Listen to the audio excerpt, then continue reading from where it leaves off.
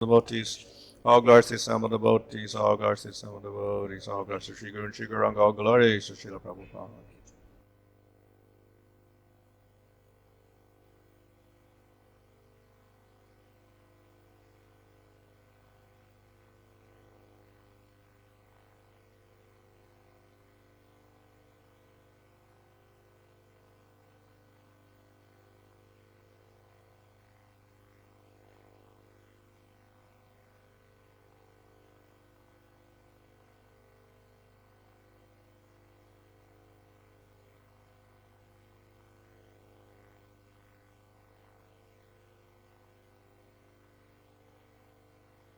Hari Jaya.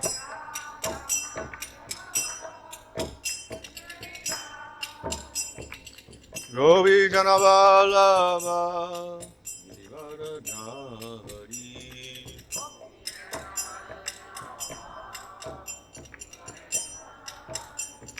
Yasodanandana Brajana Rajana Yasodanand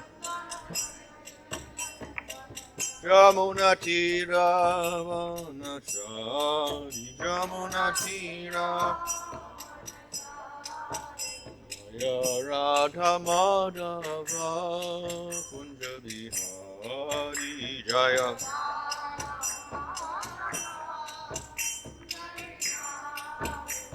Hare Krishna,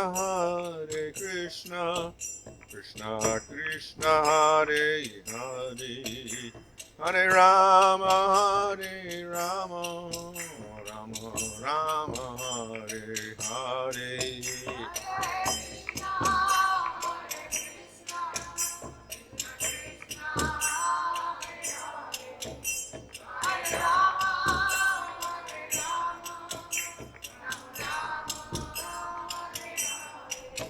Jaya Prabhupada, Prabhupada, Prabhupada, Jaya Prabhupada, Jaya.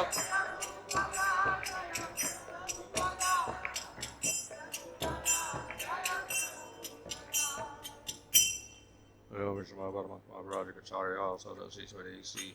Bhaktivedanta Swami Srila Prabhupada ki jai. Namachar Haridas Thakur ki jai. Param Sagaho Sri Krishna Chaitanya Prabhu Nityananda Sri Advaita Gadadhar Sri Gaur Bhaktivinoda ki jai. Sri Sri Radha Krishna Gopal Govinda Shyama Kunda Radha Kuti Giri Govardhan ki jai. Sri Vrindavan Dham ki jai. Navadap Dham ki jai. Ganga Jamuna Tulsi Bhakti Devi ki jai. Ananta Koti Vaishnava Vrinda ki jai. Samaveta Bhaktivinoda ki jai. Go Premanandi. All glories to Sam of the bodies, all glories to Sam of the bodies, all glories to Sam of the bodies, all glories to Sri Guru, Sri Gauranga, all glories to Sri Prabhupada. Om Namo Bhagavate Vasudevaya. Om Namo Bhagavate Vasudevaya. Om Namo Bhagavate Vasudevaya. Namo Vishwadaya Krishna Prasthaya Bhutale Shrimate Bhaktivedanta Swami Niti Namane Namaste Saraswati Deve Gauravani Prachadane Nirvajesha Shunyavadi Pastate Desha Tadane Sri Krishna Chaitanya Prabhu Nityananda Sri Advaita Gadadhar Sri Gaurabhakta Hare Krishna, Krishna Krishna, Hare Hare, Hare Rama, Rama Rama, Hare Hare. Reading from 10th Canto, Srimad Bhagavatam, chapter 89, verse 53. Tasmin Mahabhogam Anantam Adbhutam Sahasamurdanya Fana Mani Vyubi Vibrajamanam Dvigunekshanobhanam Sita Chalabham Sita Kanta Jivam.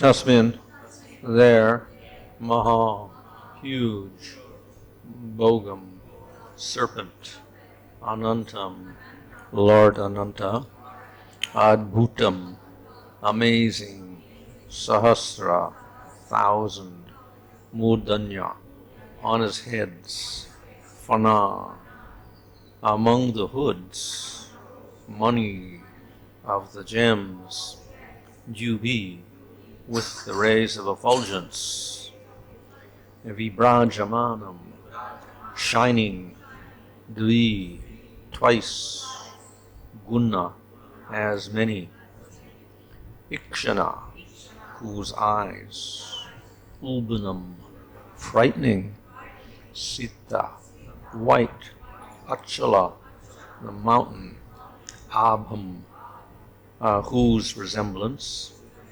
Chitti, dark blue, Kanta, whose necks, Jivam, tongues. Translation in that palace was the huge, awe-inspiring serpent Ananta Shesha. He shone brilliantly with the radiance emanating from the gems on his thousands of hoods and reflecting from twice as many fearsome eyes. He resembled White Mount Kailas, and his necks and tongues were dark blue.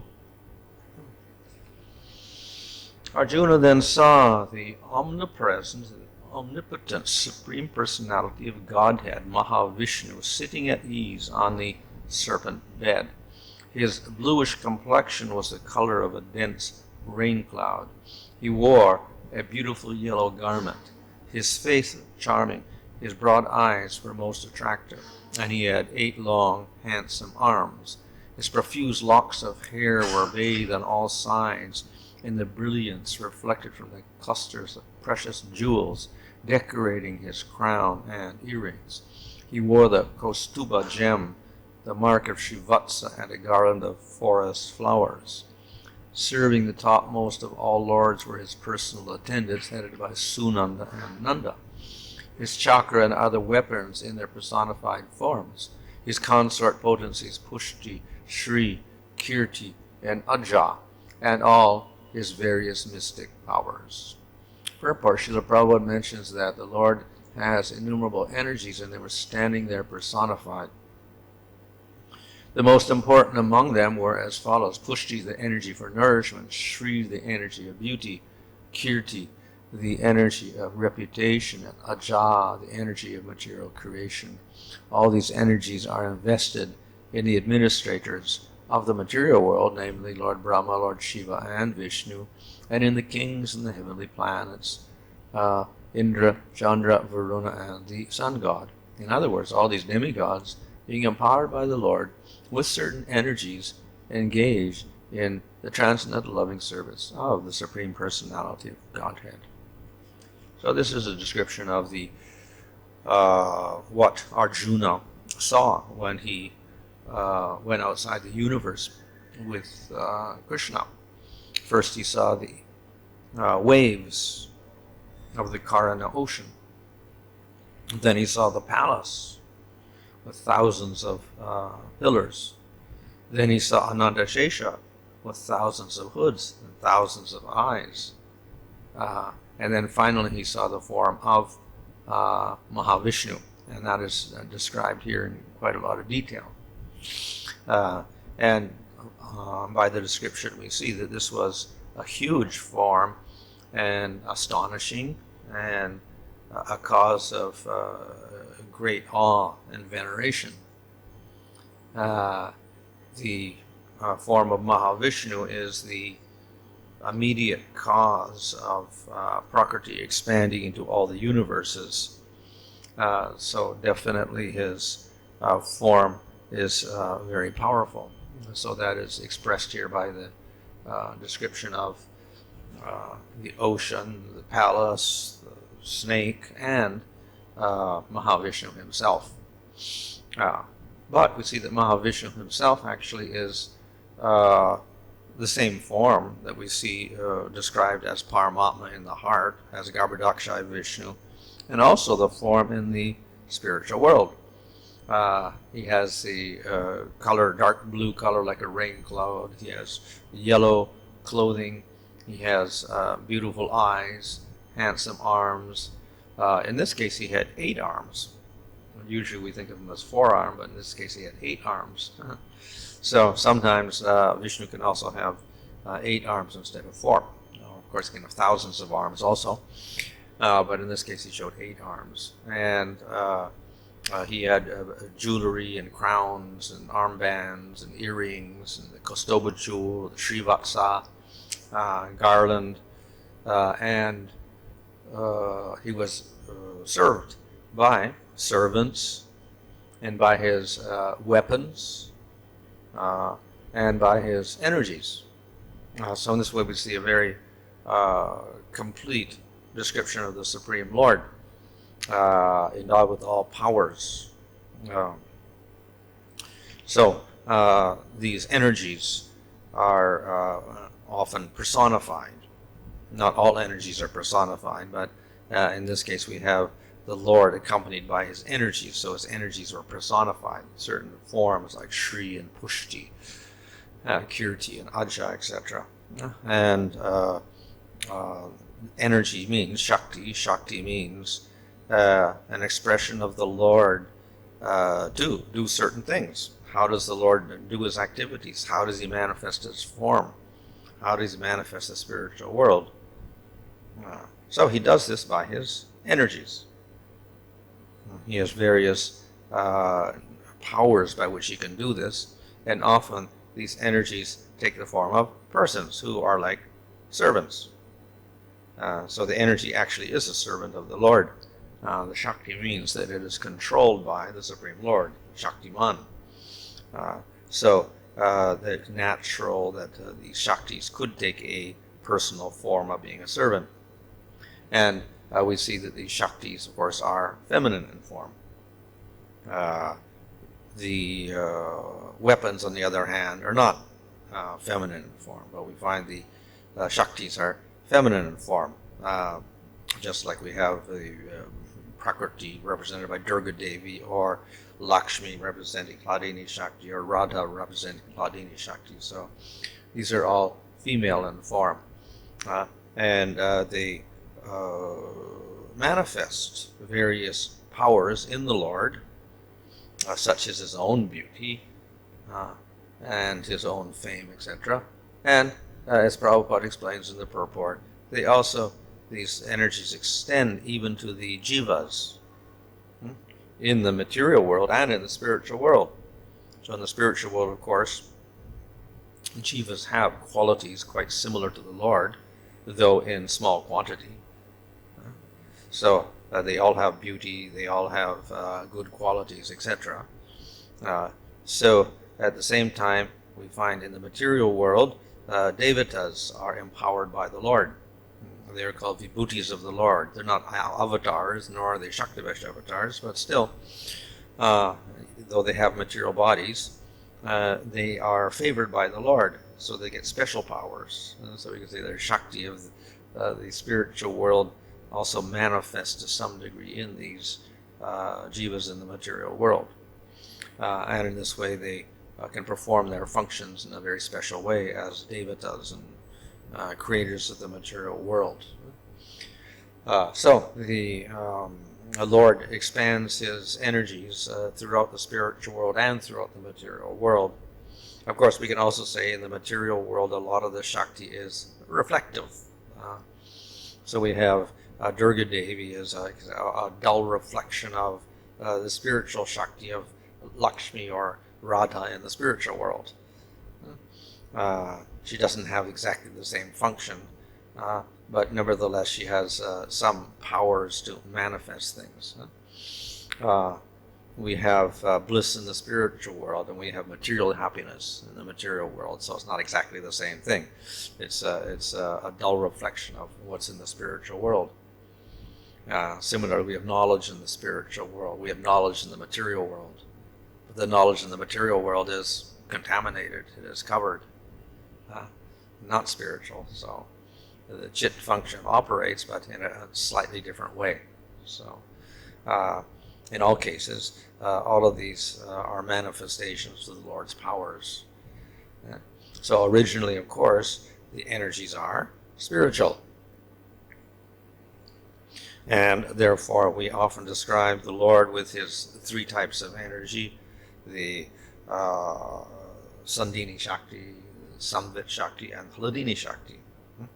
And then we have these subdivisions where we get all these different forms like Pushti, Shri, Kirti, Aja, etc. So they're all subdivisions of the main types of energy. And they act to please the Lord in the spiritual world and support the pastimes in the spiritual world. For instance, we have some functional Shaktis like the Leela Shakti. So this helps Krishna accomplish his different pastimes and create astonishment within those pastimes, such that even Krishna gets astonished. We have the Yoga Maya potency, which hides some of the knowledge of the jivas. Even though they should have perfect knowledge in the spiritual world, it gets covered over for certain purposes in performance of pastimes. So that is the function of Yoga Maya. So they may forget, they may not be aware of things. So it's a spiritual ignorance for producing pastimes and bliss in the spiritual world. In the spiritual world, we also have an Aishvarya Shakti, by which Krishna manifests his powers. And of course, Krishna usually doesn't want to manifest his powers to the people of Vrindavan. But we see in the case of Mother Yasoda, when Krishna ate some dirt and the Mother Yasoda looked in his mouth, Aishvarya Shakti operated and showed the whole universe within Krishna. So that was a manifestation of his Aishvarya Shakti. And then Yasoda became very astonished by that. So in this way, the energies in the spiritual world act to enhance and assist the Lord in all of his different pastimes. And this creates bliss. So not only in Goloka, but in all of the planets in the spiritual world, we have Vishnu with his expansion. So here we have Mahavishnu with the Shakti expansions with him. And through this, he manifests his beauty, his qualities, his powers, etc. Mahavishnu, however, is a form of Paramatma. He is the Paramatma feature is a witness of certain things. So he is the witness of everything within Prakriti. Garbhodaksha Vishnu is the witness within one universe, within the whole of Prakriti. And Kshirodaksha is the witness within each jiva, within each universe. So in this way, Paramatma expands in a more and more particular way until he gets to Kshirodaksha Vishnu, which he is inside each jiva. But in general, we have Mahavishnu with the whole of Prakriti, glancing over the whole of Prakriti. So he is the first expansion because he's the initial person in charge of the material world, and he's the one that glances over Prakriti to cause it to manifest the worlds. We also see the description of how the universes emanate from Mahavishnu, and they're all like small particles of air in relation to the lattice work of a window, and they're like coming out of the pores of his body, like air goes through the lattice work of the windows. So, in other words, Mahavishnu is huge in comparison to any universe. So, though from our point of view the universe is unimaginably huge, from the point of Mahavishnu they're infinitesimal, like little molecules. So that is why we have a huge description here of Mahavishnu residing on this huge ocean, on the Ananta Shesha. And Arjuna saw this huge form. Naturally, he would be very astonished by this form and give it great respect. So this is one form of the Lord. It's the same form as the form in the spiritual world in Mahavaikuntha. The only difference is that Mahavishnu is functional. In the spiritual world, Mahavishnu, his only function, we could say, is to have pastimes with his devotees. The function of Mahavishnu is not to have pastimes with devotees, but to manifest the material world and preside over it. So this is a functional aspect, and therefore we don't find the same extent of qualities manifesting in him because he doesn't have intimate relationships with all sorts of devotees as he does in the Mahavaikuntha in the spiritual world. So therefore we distinguish Paramatma from Bhagavan because the relationship is less obvious with Mahavishnu. So his relationship is with the jivas, of course, because he deposits the jivas within Prakriti, and this causes the first transformation of Prakriti into Mahatattva. And then, of course, through his expansions, ultimately he witnesses each jiva through Kshirodakshaya Vishnu. So he has a relationship, but it's not the same relationship as we have between the devotees of the Lord and the Supreme Lord. Therefore, we don't have many devotees starting a relationship with Mahavishnu. Instead, if they have a relationship, he becomes Vishnu in the spiritual world instead of this Paramatma feature. So, nevertheless, he is the Supreme Lord. He's non-different from that other Lord, but he's a functional aspect of the Lord. So therefore, we say that the Lord has these different aspects: Bhagavan, Paramatma, and Brahman. Brahman, however, is a little different because no qualities manifest there, no Shaktis, or minimum of Shaktis manifest. And therefore, even though we can say Brahman is also Sat Chit or Nanda, the Sat and Chit aspects are minimal, and the Sat aspect is predominant there. So it's quite different from even Paramatma. Thus, Jiva Goswami doesn't have a Sandarbha dedicated to Brahman because he can't really talk about it. It has no qualities, no form. There's what to say about it. However, Paramatma does have a lot of power and function, etc. So then he has one Sandarbha dedicated to Paramatma. Of course, it is not too big. It is quite small compared to the Bhagavat Sandarbha. And so Bhagavan has more qualities. So therefore, we have a much bigger Sandarbha dedicated to Bhagavan.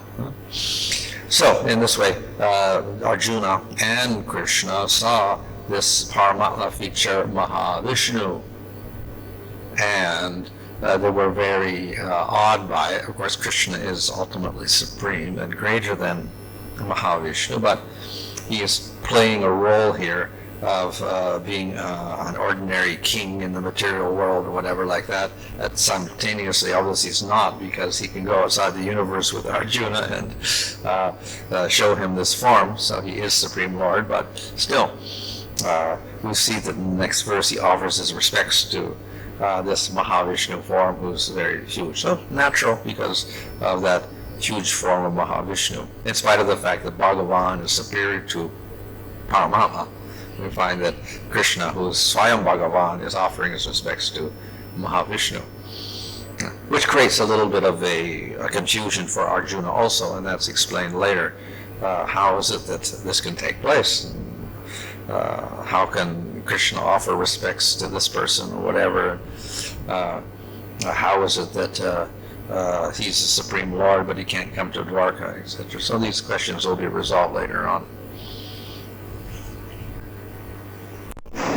But usually, this material body cannot go to the spiritual world in the same body. But the question may arise that how Arjuna was able to go in the same material body and see the Lord in the spiritual world. So Arjuna didn't have a material body; he actually has a spiritual body.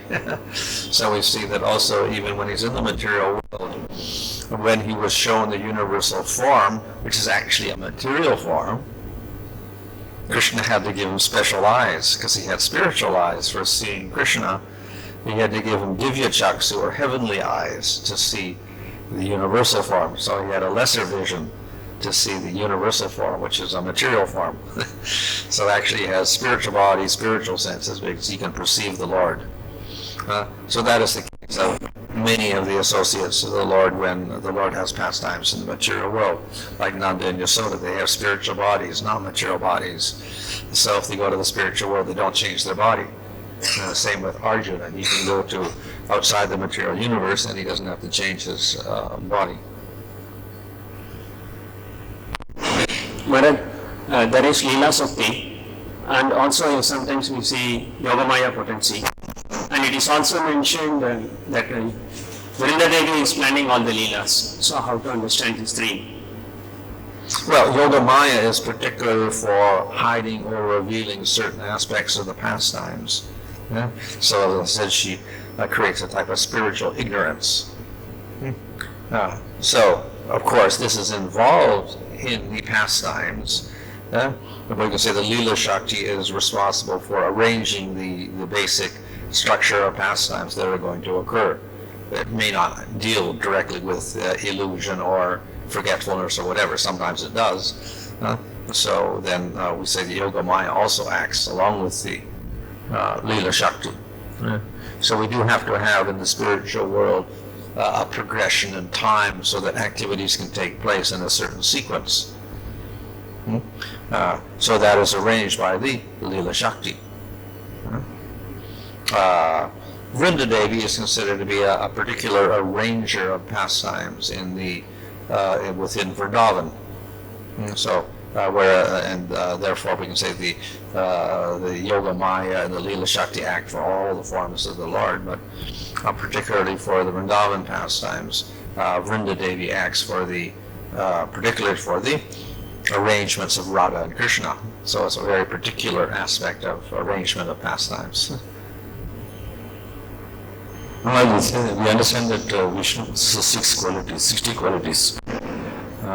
Which of the Vishnus we have to understand? What's that?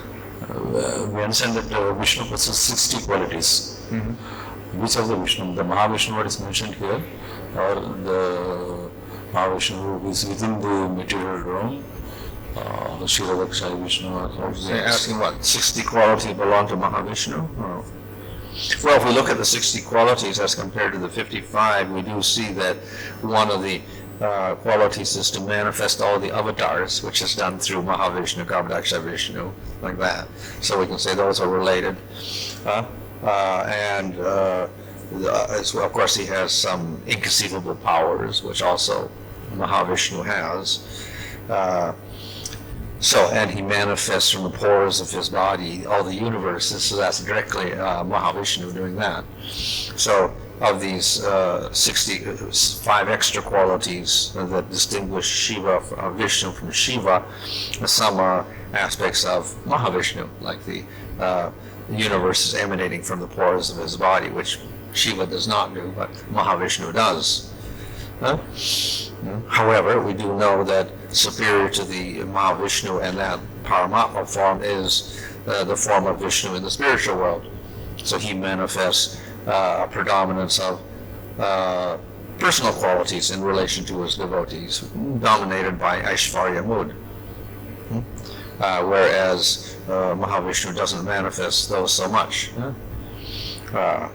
So that is the distinguishing nature of Mahavishnu and between Mahavishnu and the forms of Vishnu in the spiritual world.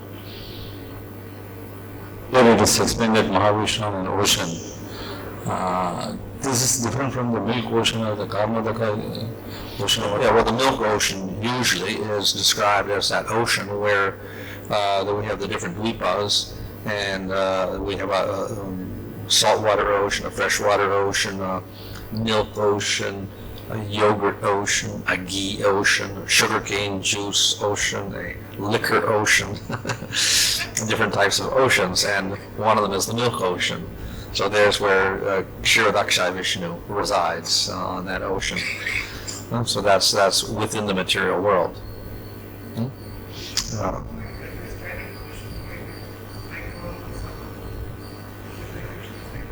Or it can take either form, just like the in Kanchipuram, he's standing up or lying down, whatever, like this. So Mahavishnu, generally we see him typically lying down on Shesha, but he's got a palace also, so I assume he would get up and do things at certain times, also stand up as well. And in the spiritual world, generally we see him sitting on his throne, but he also stands up or lies down or whatever, he could do that as well.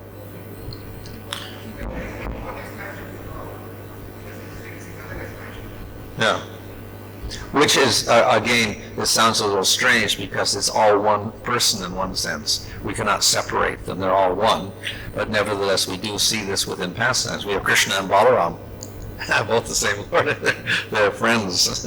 Or Lord Chaitanya and Nityananda, again, same. Both Supreme Lord, and Advaita Acharya also is there in that form. So it is possible, and we find even Shaktivesh avatars like Narada Muni is there sometimes and goes to Dwarka, or Parsaram meets Ramchandra, etc. So we find interaction between Shaktivesh avatars, full avatars, and between different avatars as well, and between Vishnu and avatars and Krishna and avatars as well.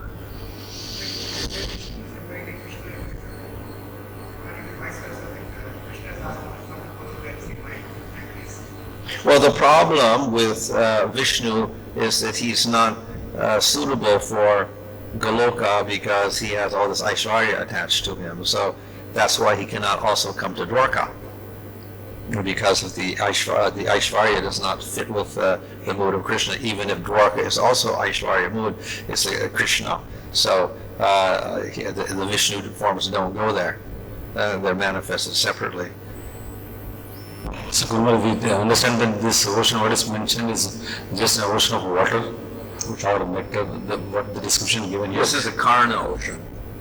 It's a special ocean that exists, and it's not material water, obviously, because he's sleeping on the Karna ocean, and then he glances over Prakriti, and Prakriti then manifests Mahatattva Ahankara, and then all the elements manifest, and then they combine into universes, and then within the universe, then we have the manifestation of water as we know it, which is a combination of the 5 elements, actually, not just water.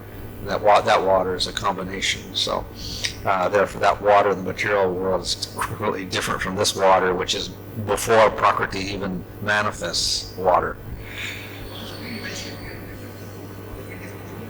Huh? Waves. There's a wind. Obviously, it cannot be a material wind also because there's no air and it's not manifested yet. Just like in the spiritual world, we can have wind also, but it's not material wind. Or we can have a sun and the moon in the spiritual world also. It's not material. When we just go through the Brahma Samhita, there the description is a little bit more confusing, where Shambhu is said to be above Vishnu or the Prajali creation. Oh, Sambhu is a manifestation from that Vishnu form, but of course some people take that as, and it's called Sadashiva also, so some people will take that as Shiva, who is the consort of, or the husband of Parvati, and then he creates the material world. But Jiva Goswami, in his commentary, says this is an aspect of Vishnu himself, because Sambhu should not create the material world. Only Vishnu should create the material world. So therefore, it cannot be Shiva, because Shiva doesn't have that power. He has 55 qualities, and the power of manifesting universes belongs to Mahavishnu. So therefore, he says it's not Shiva, even though it may be called Sadashiva or Sambhu or whatever.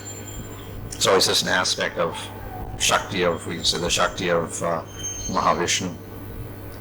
Guru Maharaj was saying that Vishnu could not enter Dwaraka, but actually in the next two slokas, we see that Arjuna is lamenting that Vishnu came into Dwaraka so many times, but somehow or other he could not have the darshan of Krishna.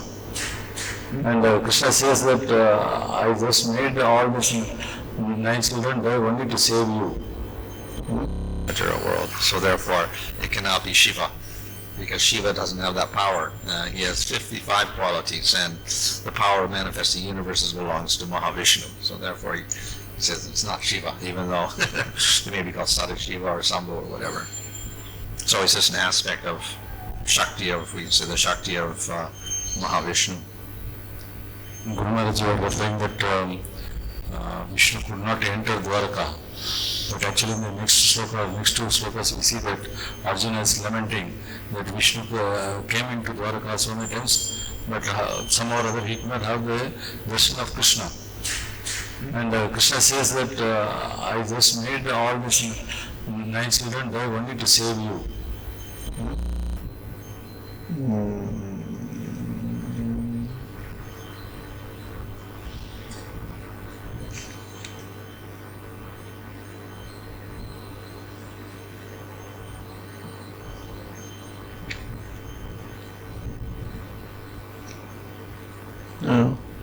And it says, there's only one verse there that says, having seen the domain of Vishnu, Arjuna was totally amazed. He concluded that whatever extraordinary power a person exhibits can only be a manifestation of Sri Krishna's mercy. It doesn't talk about him going to Dwarka.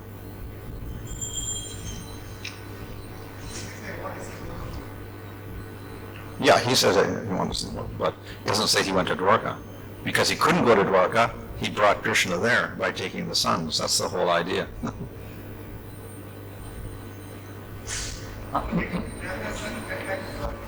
Yeah. Yeah. Maharaj, where is the Viraja river in comparison to the Karana ocean? What is that? Viraja river. It's the same. Oh, it's the same. Yeah. The Viraja is usually described as the borderline between the material and spiritual worlds. So if we look at all the little universes, and then there is the Karna ocean, and then the spiritual world in that sense. So it's like that. Viraja. Which means just pure, means pure. That's in the purport. Yes. Not in the actual commentary. On that thing. Why couldn't he simply see Krishna at Dwarka after Mahavishnu is all pervading, which he holds, and he could not see Krishna in Dwarka because Krishna is not allowed to see him without special sanction. It doesn't say he came there actually, or even if he could, he couldn't see him.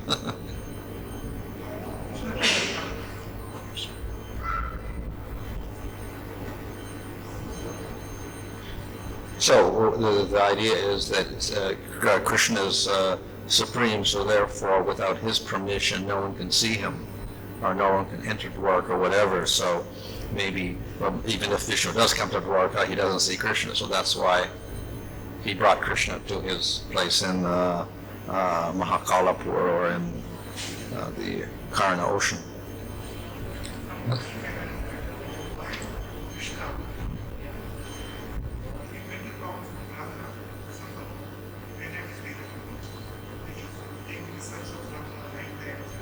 Ramana and his family are very suffering. Just to see Arjuna and Krishna, why he has to do this type of... Yes, so that is, it shows the extraordinary, we can say the extraordinary effort that Mahavishnu took even to give pain to a Brahmana, which generally shouldn't do because he respects the Brahmanas, but he even made the Brahmana suffer so many times simply because he wanted to see Krishna and he couldn't do it any other way. So it shows the difficulty of even Mahavishnu to see Krishna, that he's willing to make the Brahmana suffer in order to see Krishna. That's the purport of that. Otherwise, he wouldn't be. He sacrificed the Brahmana because of its desire to see Krishna. But ultimately, the Brahmana's problem was resolved because he got his sons back. So it was a temporary suffering for the Brahmana. So when we talk about Viraja, is it in the between the beginning of creation and the spiritual creation? Even before the Brahmajyoti, or is within the Brahmajyoti?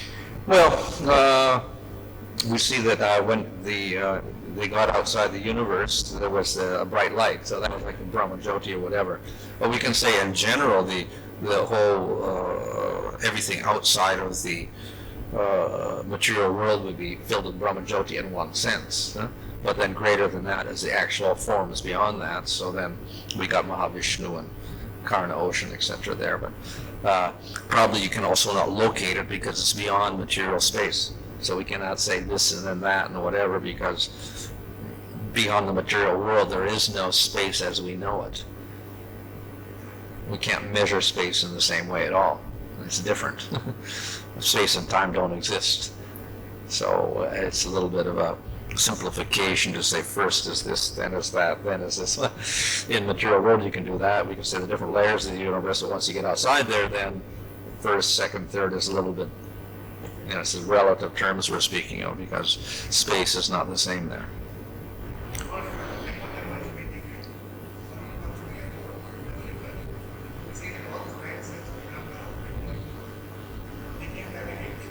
Yeah, it doesn't say what happened to them, but obviously they got association with Mahavishnu. They also had association with Krishna and Dwarka, so they must have been very special anyway. So it looks like they must have been privileged to be devotees also. That is in text 58, it says, Mahavishnu says, come back here to me.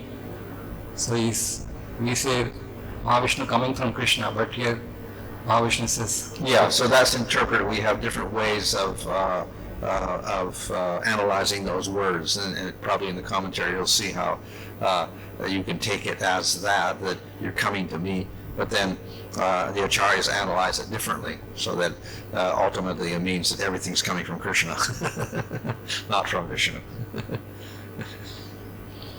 Maharaj, now this pastime happened in every universe in the material creation. So would that mean that Mahavishnu is constantly having darshan of Krishna and Arjuna? Well, we can't say it's always happening, because some of the pastimes occur sometimes and others occur other times. Krishna has a whole series of pastimes, but not all of them may occur in all the universes at all times. It's up to Krishna which ones he wants to show. Just like Mahabharata is itihas, so therefore all the details are not always exactly like that every time it occurs. Details change, so Krishna can also change the details of his pastimes somewhat. Like Jai and Vijay fell, but commentary is they don't always fall. Usually it's not like that. This is a special case where they fell from spiritual world. Usually they're just demons. They don't fall from anywhere. They're just demons and they get killed by the Lord. But in this case they're special. They came from spiritual world, Vaikuntha. So there's details are often altered in the pastimes, even though they're somewhat repetitious. You see the entire spiritual world is made of a Chintamani, whereby it is talking about some space. The concept of space comes in there. Yeah. But it's not like our space. In other words, you can't measure it in the same way because it can collapse into zero space as well if the Lord wants it to. Just like there's day and night in one sense, but there's no sun and moon like a fiery sun and a globular moon. That doesn't exist also. Maharaj,